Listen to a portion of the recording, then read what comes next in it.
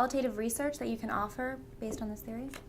Well, we looked at some domestic studies as well as some international studies, and had the good fortune to come across a pretty expansive study that was done out of the University of Virginia School of Education, and they had the chance to look at 18,000 sophomores in high school and data that had been collected about them over a 10 to 12 year period. So pretty substantial sample size.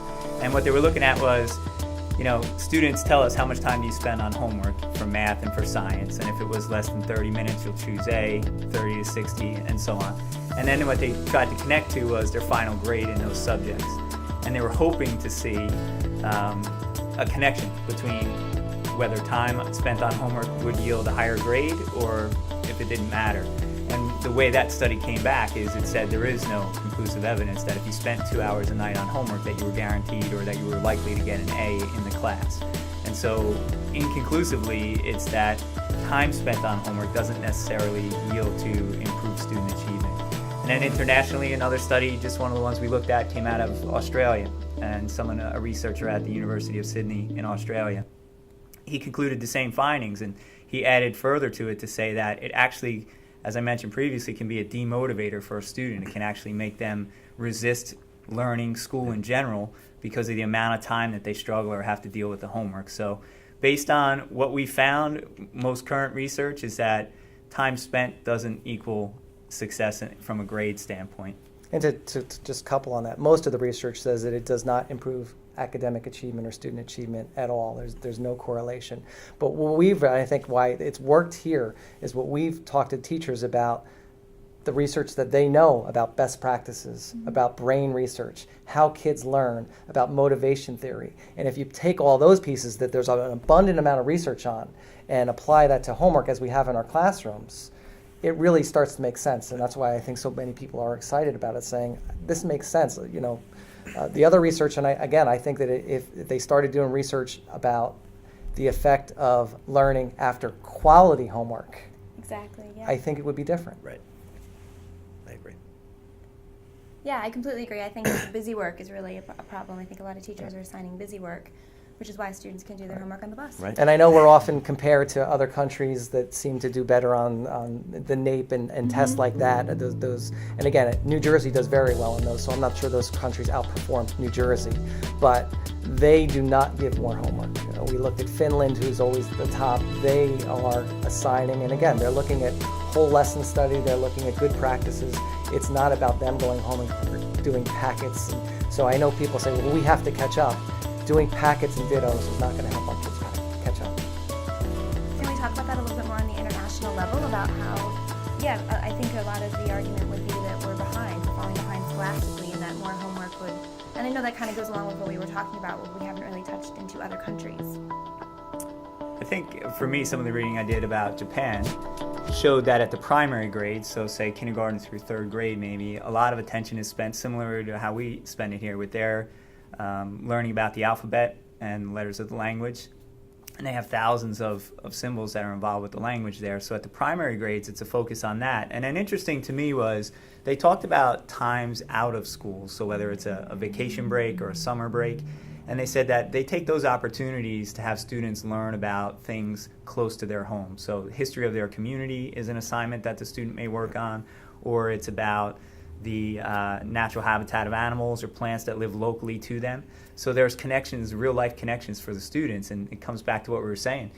It has meaning for the student to learn about that, and so there's more interest in completing it as opposed to just saying, here's 10,000 math problems, you have summer break, go try and complete as many as you can. Right. So and have them done by September by the time you get to school. And And then have no feedback whatsoever on the assignment that you started June 30th and had to turn in on September 5th. I think that's... And we do have many parents, or several, asking for, summer work for kids. And some would be very happy with a packet, or everybody must read To Kill a Mockingbird.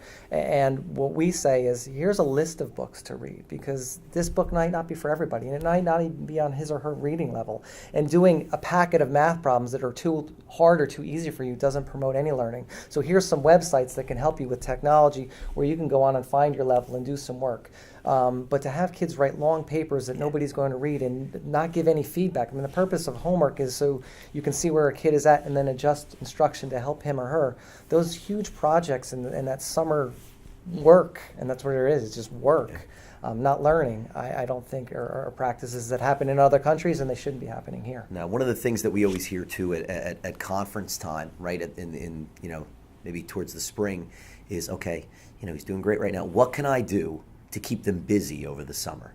And that's not the conversation you should be having with them, because busy and learning are two different things. And I think that goes back to that cultural piece, and that we really need to define what good homework practices are. And one of my things that I took from one of Alfie Cohen's books, where he says many people in the United States think that TV is evil, but homework is good.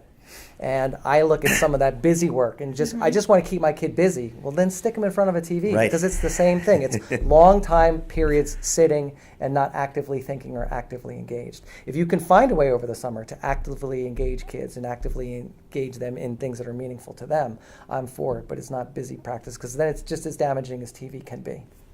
Again, for an exception of the rule, does that change per subject? Because what about a science project that might take longer than the 15 minutes? Or, we've all built the volcanoes, and I'm trying to remember what I did in elementary school, but there's always projects that take more than 15 minutes. Where do they fall? Well, even think about that project about building a volcano, right? I mean, besides learning, a few pieces about, maybe how it erupts, whatever the case is, what are you really getting out of that particular project? And I think that goes back to what we're talking about. Teachers need to think about the assignment that they're giving, and if it's not fostering one of those 4 components that Jeff talked about before, then don't give it. Okay. Then don't give it. If it's a project is that important, it really should be done in school, because I have some parents that can build a volcano Right. that will erupt to here to all the way up to New York, where other kids don't have that piece and that ability to do that. But that's also where I think when you get to middle school and high school, where you want teachers to collaborate, and if you do have a big project, because I think those projects, if you allow them to be done over time,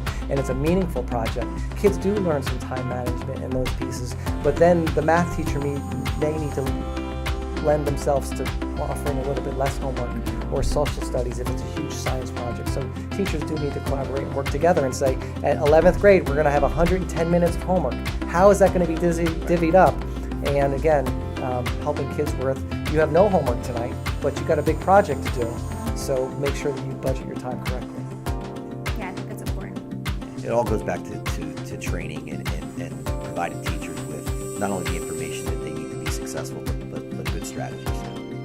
When they know better, they do better. We see it all the time. Teachers generally, as a group, as a profession, want to do what's right for kids and what's best for kids. And I think what we're providing is an opportunity to learn a little bit more about how we may be able to do that effectively, using a tool that's been around since the start of school, but never really looked at as a way to really make sure learning is occurring. It's just been part of what we do. No one's really ever taken a close look at it. Now we're saying, what if it really could make a difference? What if it could help students continue their learning and not result in some of the pushback or result in some of the regression, based on the type of assignment that we do. So the